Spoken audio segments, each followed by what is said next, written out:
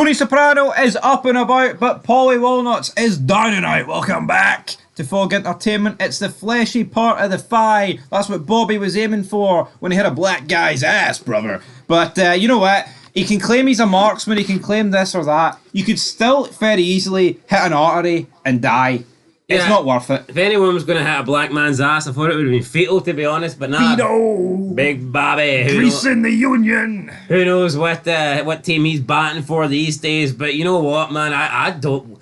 What kind of cred do you get, street cred, for getting shot in the ass? I think this will come back to haunt this guy. I don't know if this guy will ever be seen again, or whether this was just a way for Bobby to make a bit of money so he could give more to Tony, so Tony could just give this awkward look at him. But for me, I don't know, getting shot in the ass, it isn't going to... I mean, 50 Cent took 9 bullets. This guy's got shot in the ass. I don't think it's going to propel his career the way he wants it to. No, I know, I don't think it's going to, but you know what? Here, I do like the fact that I think Sopranos does it more than other shows. Do you know, like the fact that Sopranos references quite a lot of like real life things? Yes. Like Tupac, 50 Cent. I mean, Tony referenced the Nuremberg trials in this episode, and I thought it was a pretty funny line. Because you feel like it's real. Yeah. See, when they reference other shit in the world, you feel like it's in the same bubble. You feel like it's in the same universe. Yes. He was gay, Gary Cooper? Like, The Walking Dead, for example. Very, very hard to think of any sort of references made to the real world. Yeah, I can't even think of one off the top of my head. Do you never... Who would have been the president back then when that started? Is it in the same timeline? Obama? Yeah, but is the show based on that timeline? I don't know. I'm going to assume it is. It's a bit weird that the president never got a mention or anything like that. No, it is totally. No football teams ever get a mention. No. Bit strange, The Walking Dead.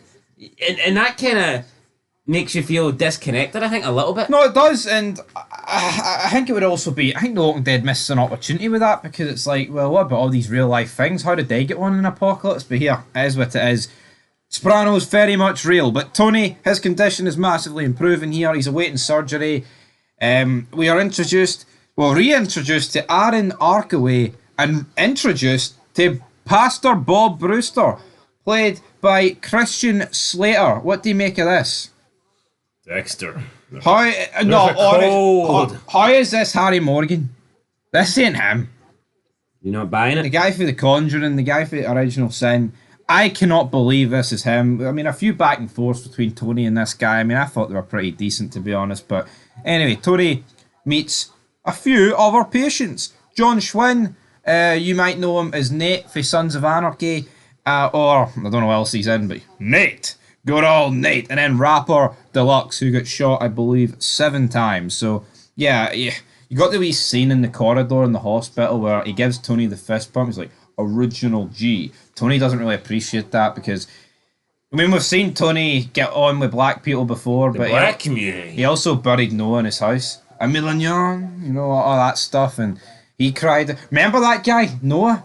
Aye, the black Jew, and he said he was going to batter Tony. He's lucky I didn't smash his fucking face in. Oh, aye, yeah, big Tony. Tony in his fucking shitey hospital attire here would body batter Noah into a new week, but anyway, it is what it is. They watch a boxing game that night. It was a boxing fight, mate. It certainly wasn't a game. Oh, I don't call boxing games. No, it's more, that's what you call like a football match or fucking something. Hell, my head's gone. The boxing game. What, they was funny. Fight Night Champion or something? I mean, it was funny though, because the guy was hanging out the window, trying to keep the antenna up. But then they just went off for a fucking tyrant. Here, Nate lost the plot. Oh, 2 energies are actually 1 combined. Oh, a tornado's just 1 wind blowing in different directions. Load of shit, man. Get the fuck out of here. I'm surprised Nate never got ejected from the room. I know. Because this was a technical fucking knockout, man. They bored everybody, the tits clean off everybody. But, right, let's go to Paulie. Because Paulie got a lot this episode. He goes to his sick aunt who's dying, who looked like a bag of shit. I don't think I've ever seen a person on TV look worse than this woman. Now, was this good acting, or did they literally get someone who was actually dying? No, this person looked fucked. Like super fucked. I think they needed more than a new pair of socks. Aye, they need a new pair of socks, but big reveal here that this woman, Paulie's aunt, was actually his mother. Paulie takes this pretty bad. Dottie dies. He goes to his his now aunt, and he confronts her. She doesn't deny it, and it's pretty much the confirmation he's waited on here. And it turns out his auntie's his ma's his auntie, and his father was a soldier in World War Two. So Paulie's pretty old, isn't he? This puts Paulie at early 60s then. But again, did he overreact here? No, I think he's definitely within his rights to obviously have a negative reaction to this, but do you not feel like Paulie is just a heartless bastard? Well, absolutely. It's like, all he's seen from this was how much he'd been hurt. I think Tony put him in his place and he said, well, that woman cared for you. You know what I mean? They covered it up, but they cared for you and loved you, and you know, she always got you at the can, she always made sure you had money. And then Paulie fucks, he just fucks the telly out the window. He's like, oh, your two real children can look after you.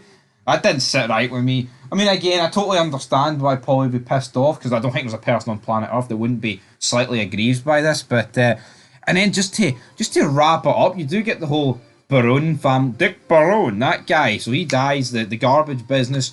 Bit of beef between New York and New Jersey at this point. Tony manages to finally agree 12% and no skimming. But Paulie's like, well, you know what? This guy's mother clearly cares about him. Came to Tony's bedside to protect him. Fuck him. I'm going to go back. I mean, I actually kind of felt... Did you not feel sorry for Paulie? Greeting outside the room because he had this woman cared about her son. Yeah, but you know what? I had a feeling he was going to do this, and it's like any sort of guilt or remorse. 4 G's a month to me, motherfucker. Just starts battering this guy, man, and it's like, why is it? Jason Barone. Fucking gone. I thought it was ranked rotten. Meanwhile, though, Nate, John Schwinn, whatever you want to call him, he went in for a sinus operation. He didn't come out. He's dead. Yeah, just laying there. Well, with that, he looked pretty fucked. Like Tony, I mean, it was like they said, "Hey, Tony, do you want to say your final goodbye?" And Tony went, "Nah, I don't want to do that shit. I don't want to do it anymore, man." And then what else happened this episode? Yeah, we had we had Silvio appear out of nowhere. Paulie, no, hold on. Tony said something along the lines of, "If human life on this earth was replicated by the Empire State Building, it would be a post-it stamp at the very top." He's like, "Do you know how insignificant that makes us?" And Chris like, "I don't feel that way." It's like, Chris is just a fucking simpleton, isn't he? He's a big mongoloid. But Bobby shoots the other rapper in the ass. Will that get him some fame? Who knows? We then had Bobby used this money to like beef up Tony's envelope and try and get some brownie points. Then the EMT worker that took Tony's money when Tony was dying in the ambulance, he rocks up with the $2,000, and then Tony's like, "No, you keep it." He gets outside, the air hits him. Every day's a gift, Janice. Yeah. Every day's a gift. How many times have we seen Tony give somebody money back? Never. But this is because he's feeling it. How long do you think this wee face turn's going to last? To the beginning of next episode. That's pretty much it, folks. But that is pretty much the episode. I mean, it was kind of filler, but in a weird way, it's like, yeah. The worst episode of the season comes with Tony waking out of his coma. I thought the other two were much, because you actually saw the crew. People stepped up, like Silvio stepped up to task. Fito and Paulie. Also, and Fito and Silvio just fucking nosedived this. Is this not a really poor follow-up for Silvio, who last episode just got taken to hospital? Yeah, and now he's like walking Tony to hospital. Alright. Join the dots. What happened to Silvio? What happened to him? We don't know. But see, when I see things like that's it. He did reference it, but that's no good enough. We need fucking follow-up. No, I think we should have seen Silvio get discharged, and I didn't. Come on, he just went from having a big, you know what I mean? He had a big role in the last episode, then this role, like you said, basically gets a cameo appearance.